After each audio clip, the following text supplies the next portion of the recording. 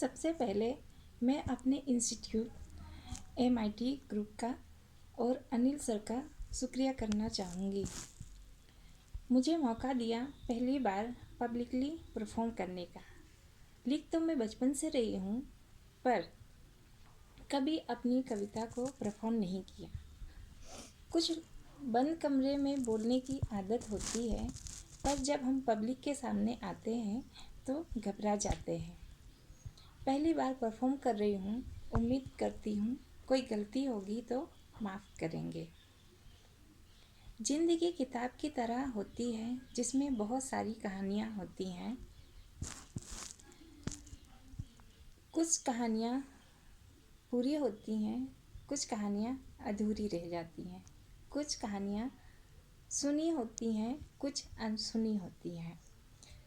तो ज़िंदगी की किताब से जुड़ी ऐसी कहानी है जिसके ऊपर ये मेरी पोएम है, जिसका नाम है तुम्हारी किताब मेरी कहानी।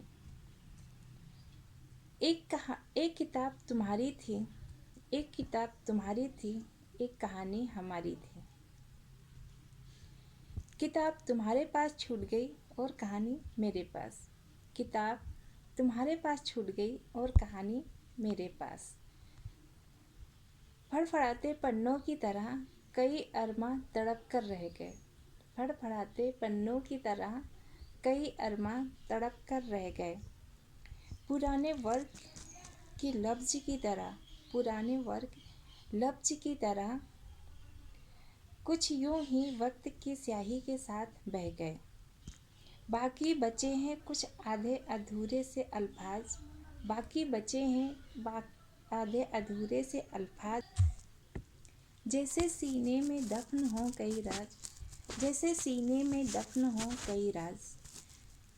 उन्हें दफन ही रहने दो, मत जगाओ जो मर चुके हैं उनको।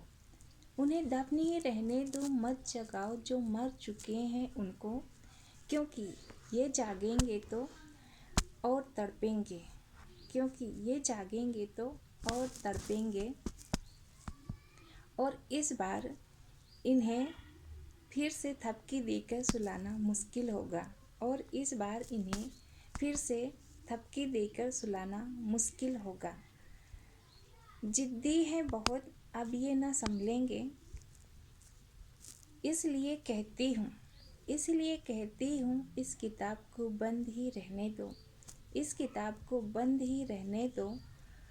रख दो जिंदगी की अलमारी में किसी कोने में, जहाँ रोशनी की छाया तक ना पहुँचे, जहाँ रोशनी की छाया तक ना पहुँचे। जम जाने दो वक्त की धूल को इसकी जिल्द पर तुम, जम जाने दो वक्त की धूल को इसकी जिल्द पर तुम।